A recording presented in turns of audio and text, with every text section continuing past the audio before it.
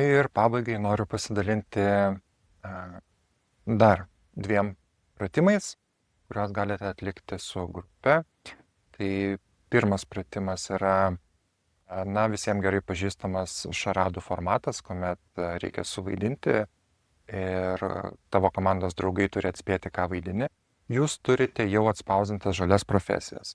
Jums belieka padalinti visą klasę į 2 grupės arba į 4 grupės. Jeigu 2 grupės, tai varžosi viena prieš kitą, jeigu 4 grupės, tai poromis varžosi. Tam žmogui, kuris turės suvaidinti profesiją, duodate išsitraukti lapelį, ir jo komandos draugai turi atspėti, kokia tai yra profesija, galite limituoti laiką, skirti, pavyzdžiui, 3 ar 4 minutės. Kadangi profesijos bus jau žinomos ir naudotos ankstesniuose pratimuose, jis gali būti šiek tiek lengvesnė. Jeigu norite ją pasunkinti, tai tokiu atveju galite sugalvoti naujų žalių profesijų, kurių mokiniai prieš tai nebus girdėję. Tai užduotis tokiu atveju taptų sunkesnė. Ir, iš esmės, sakyčiau, jog ši užduotis yra jaunesnių klasių mokiniam, tačiau jeigu jums reikia tokios lengvesnės veiklos, tai smagesnės veiklos, tai galite daryti šitą užduotį ir su vyresniais. Ir antroji užduotis tai rudos, žalios ir baltos darbo vietos. Tai pagal ESCO klasifikatorių yra išskiriamos būtent šios 3 spalvos. Tai žalios darbo vietos, kuriuose žmogus dirbdamas prisideda prie to bendro rezultato, jo yra mažinamas CO2.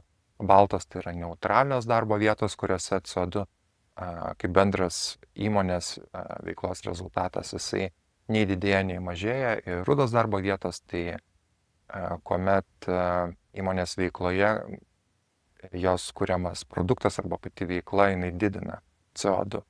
Yra keletas variantų, kaip galite daryti šią užduotį. Galite tiesiog klasę padalinti į 3 komandas ir duoti 3 popieriaus lapus, po 1 lapą kiekvienai komandai, ir vienai komandai duodate užduotį surašyti visas baltas profesijas, kurias ta grupė sugalvos, kitai komandai duodate užduotį surašyti visas žalias ir trečiai komandai visas rudas profesijas, kurias tik tai sugalvos.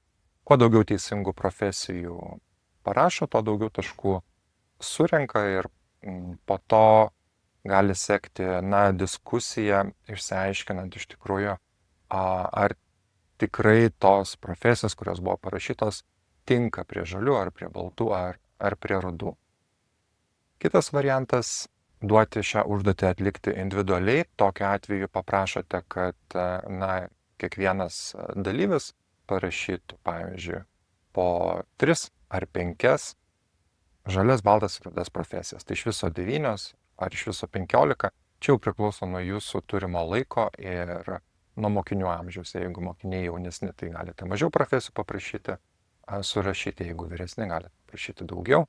Ir dar vienas šios užduoties atlikimo variantas, tai jeigu jūs turite didelę auditoriją, pavyzdžiui, salėje yra ten 3 ar 4 klasės, tokiu atveju galėtumėt naudoti įvairias programėlės, kurios atvaizduoja siunčiamą tekstą per projektorių ekrane. Tokiu atveju, aišku, mokiniai turi nusiskanuoti QR kodą, prisijungti ir, pavyzdys būtų galbūt jums žinomas Slido programėlė, bet yra daugybė įvairių panašių.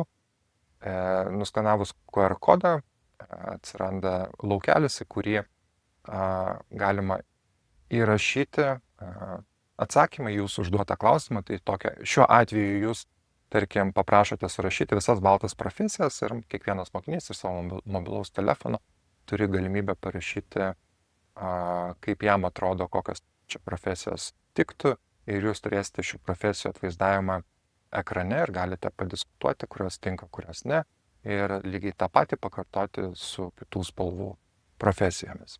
Dar kartelį noriu padėkoti už tai, kad skiriate dėmesio. Labai tikiuosi, jog taikysite šią medžiagą ir jinai jums bus naudinga. Noriu priminti, jog sektumėte Euroguidance veiklas socialiniuose tinkluose ar tiesiog internete. Linkiu visokeriopos sėkmės ir tvaresnio gyvenimo.